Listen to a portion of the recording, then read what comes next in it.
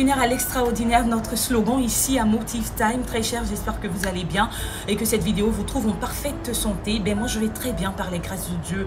La semaine dernière, il y a une personne qui m'a écrit, elle m'a dit Nadia, plus rien ne va dans mon couple. Avec mon époux, que des disputes.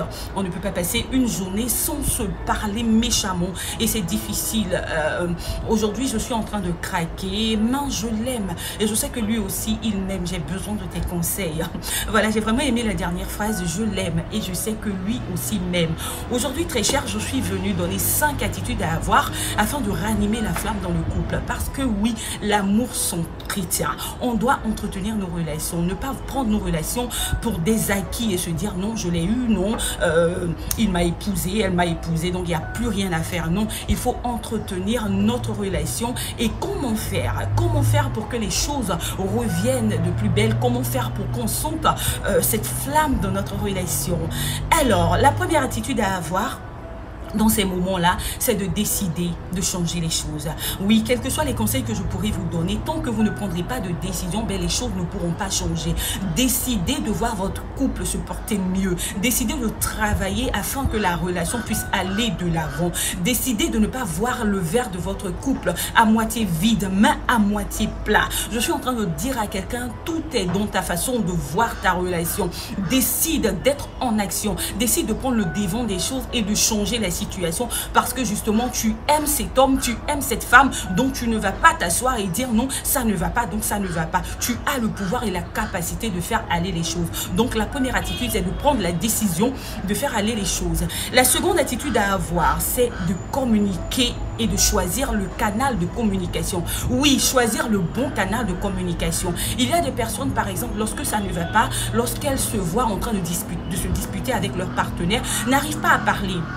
Elles sont timorées, elles n'arrivent pas à placer un mot parce que le cadre les influence. Donc ces personnes-là, tu verras qu'elles ont besoin de changer de cadre, d'accord? Aller au restaurant, aller quelque part pour parler, ça leur permet d'être plus à l'aise et de pouvoir s'extérioriser. Il y a également des personnes qui préfèrent communiquer par écrit. Oui, on peut communiquer par écrit pour des personnes qui n'arrivent pas à s'exprimer facilement, peuvent choisir de communiquer par écrit. Alors il est très important de connaître son partenaire et de savoir choisir son canal de communication. La troisième attitude à avoir, c'est de communiquer positivement.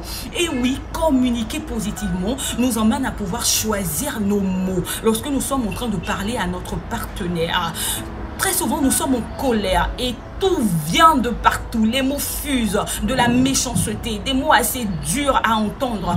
Et on voit que le partenaire tout de suite n'est plus disposé à nous écouter. Mais si tu passes ton temps à l'insulter, non, il ne pourra pas t'écouter, ce n'est pas possible. Alors, il faut pouvoir communiquer positivement, choisir ses mots. Tu vois, par exemple, tu as un mari qui ne rentre pas tôt, qui passe son temps au travail, qui passe son temps à être occupé à faire des choses loin de toi et tu as besoin de lui. Tu pourrais par exemple lui dire chérie, ça me ferait plaisir que tu rentres un peu tôt du bureau, que tu passes du temps avec moi. Chérie, ça me ferait plaisir que tu donnes du temps aux enfants, que tu m'aides un tout petit peu. Ou bien face à une situation que tu n'as pas compris, au lieu de dire mais pourquoi tu t'es comporté comme ça, tu n'es pas bon, tu es méchant, tu pourrais dire tout simplement chérie, j'ai pas compris ton attitude, j'ai besoin que tu m'expliques pourquoi est-ce que tu as fait ça, parce que ça m'a frustré, j'ai pas vraiment compris, essaie de m'expliquer. Vous voyez, il y a une petite différence dans la façon de parler et du coup l'autre se sent important. L'autre se dit ben si elle se comporte comme ça, c'est justement parce qu'elle a besoin de moi, elle veut que je sois présente, donc à moi de changer un peu ma façon de faire. Alors il est important de communiquer positivement, de choisir ses mots et d'accepter justement de communiquer. Il y a des personnes qui aiment tellement le son de leur voix, elles aiment parler, mais quand il s'agit d'écouter ce que l'autre a à leur dire, ben elles ne veulent plus. Non, communiquer, c'est décider de parler, oui, mais décider également d'écouter. C'est ça la communication.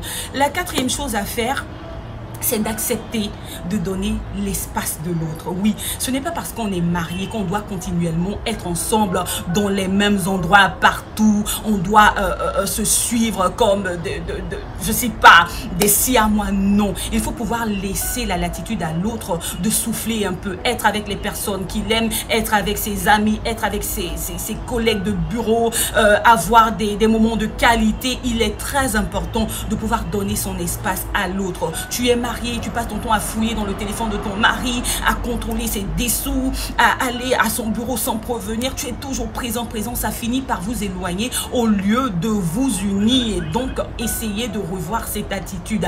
Et la cinquième attitude à avoir, très chère, c'est de passer du temps ensemble. Oui, parce que nous sommes des partenaires de vie, parce que nous nous aimons, on doit passer du temps ensemble, des temps de qualité, loin du téléphone, loin des amis, loin des parents, loin des enfants.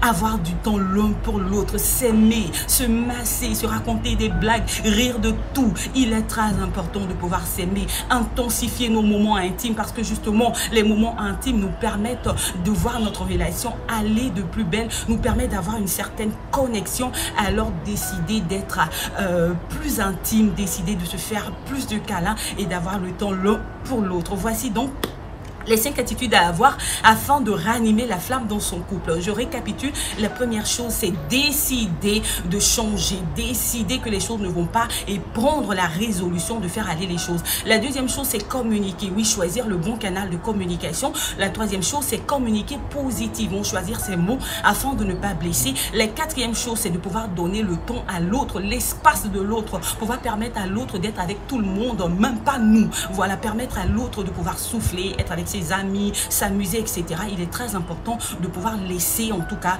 de l'espace à l'autre. Et la dernière chose à faire, la cinquième, c'est de pouvoir passer du temps ensemble, passer des moments de qualité, des moments à se parler, des moments à rire. Il est très important de sortir un peu, de s'amuser en tant que couple et de se faire plein de câlins. Voilà donc quelques petits trucs et astuces que j'ai voulu partager avec vous afin de vous aider à ranimer la flamme dans votre couple. Et donc vous avez aimé cette vidéo, merci de vous abonner sur nos différentes plateformes Facebook, YouTube et Instagram.